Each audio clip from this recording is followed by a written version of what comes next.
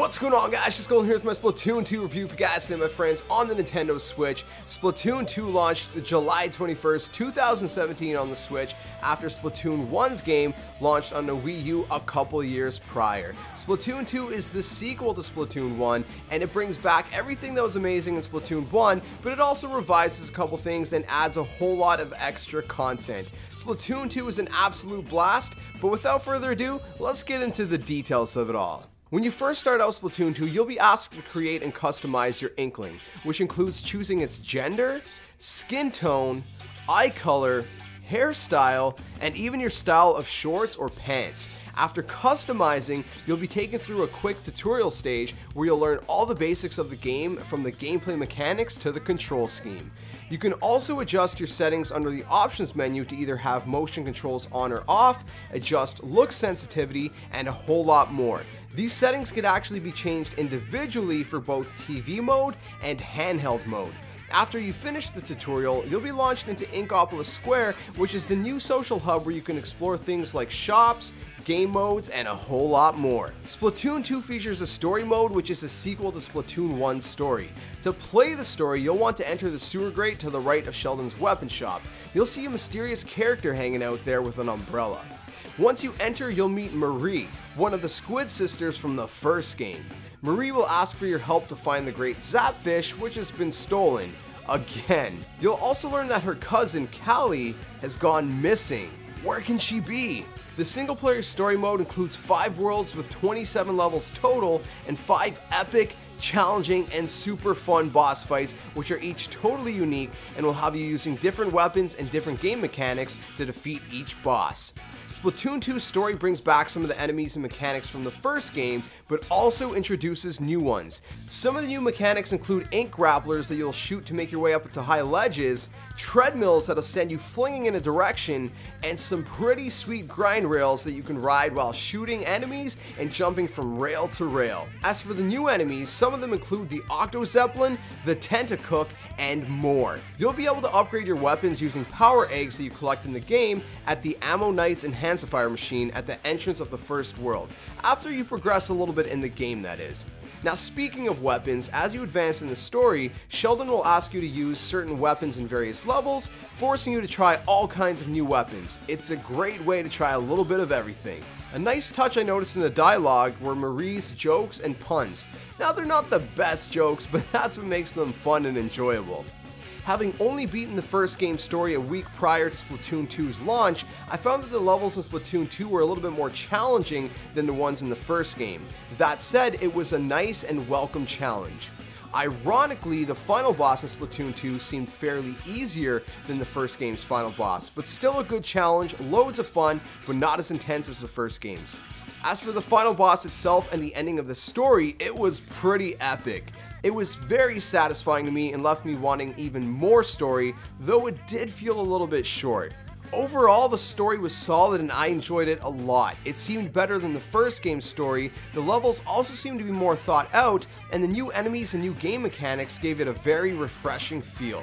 All that said, online multiplayer is where Splatoon shines the most. This is where you'll compete and play online games against other people. There are a variety of modes to select from, including the Online Lounge, where you'll use the new Nintendo Switch Online app to create a lobby with friends to play in voice chat, Private Battle, where you can play privately with friends, Friends Mode, where you can join friends who are already playing online, Regular Battle, where you'll be matched with random people across the world to play Turf War, which is a game mode where you compete to ink the most ground, Ranked Battle, where you'll play more competitively against people in game modes such as Rainmaker, Tower Control, and Splat Zone to increase your rank. These game modes are returning from the first game, but have been revised in the second game. Also, each game mode has its own individual rank rather than having an overall rank like in the first game. And finally, League Battle, where you can compete with one other friend for 2v2s, or 3 other friends for 4v4s, in 2-hour time frames that include the ranked battle game modes to try and reach gold tier rank. In order to play ranked battles, you'll need to first prove that you're fresh enough by reaching level 10 to unlock this mode, as it's more of a competitive mode that will really test your online multiplayer skills. As for league battles, if you want to compete in that mode, you'll first need to reach a rank of B- or higher in ranked battles. You can also check out the maps that are in rotation by pressing Y to recon in the multiplayer lobby. That means you can go in these maps by yourself to get a feel of each map without the chaos of battle, so you'll be more prepared when you actually face off against opponents. The online multiplayer experience in Splatoon 2 feels a lot smoother than the first games, and the new maps seem to be even more thought out and play very well. The maps seem to have more options and paths to approach different kinds of scenarios.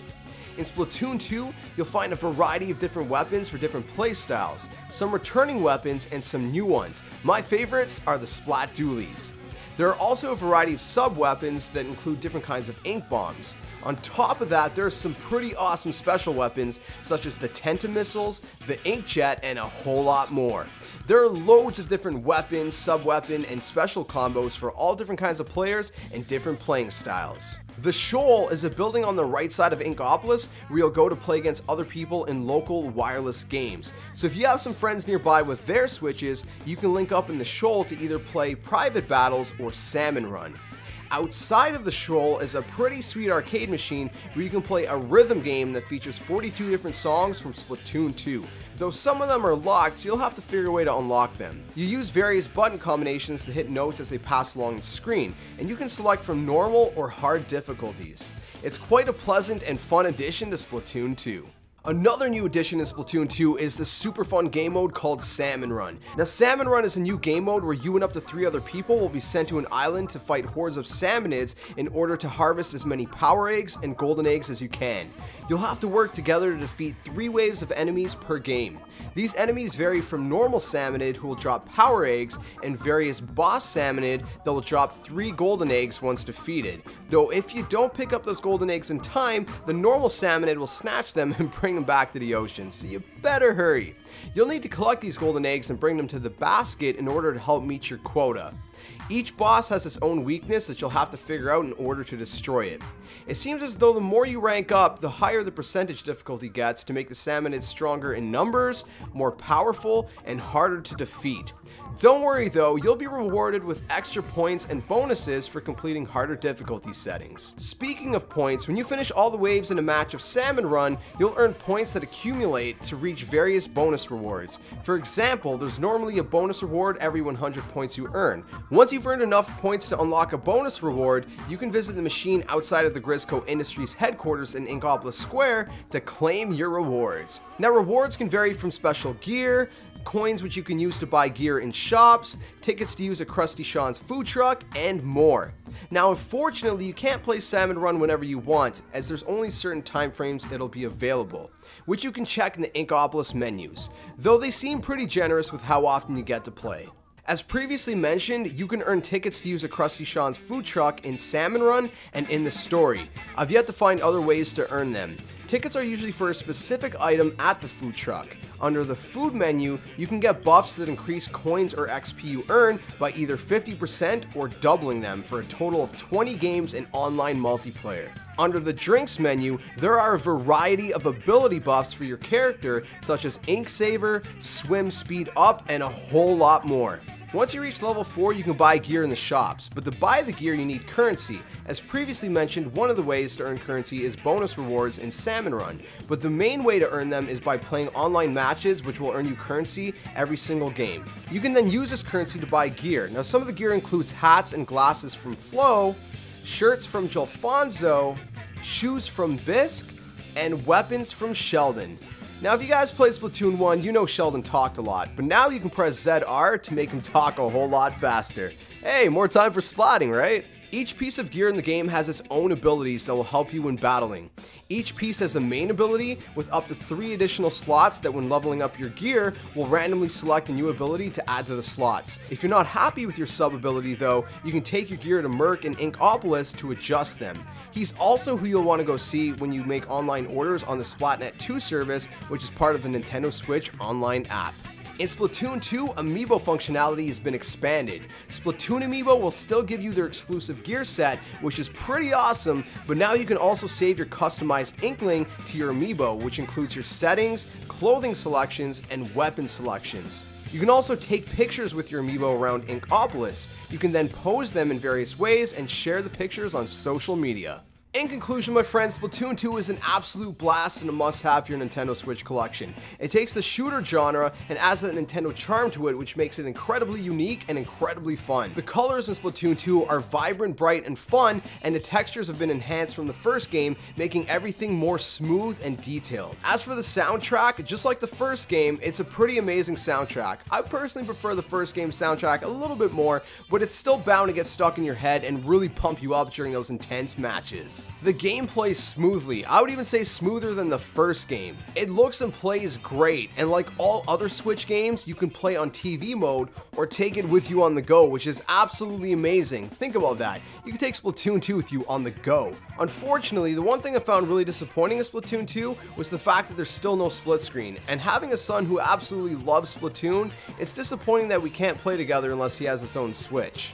I'm also not a huge fan of only being able to play Salmon Run at certain times, but that's only because I really love the game mode. That said, I can see why they might have done it, and they're still pretty generous with how often you do get to play. On top of all of that, the developers promised free DLC for a year. That includes new maps, new weapons, and whatever else they have in store. At the time of recording, they've already added the Ink Brush as a free DLC weapon, and they've announced 2 new maps that are coming shortly. Furthermore, the developers said there's going to be 2 years of Splatfests. Now, if you guys are new to the series and you don't know what Splatfests are, they're basically these events that happen about once a month. There's 2 different teams, for example, Team Ice Cream versus Team Cake. You choose a side, and every game that you play and win helps kind of accumulate points towards that team. At the end of the Splatfest, whichever team has the most points wins. For example, Team Ice Cream won, because ice cream's the best, right?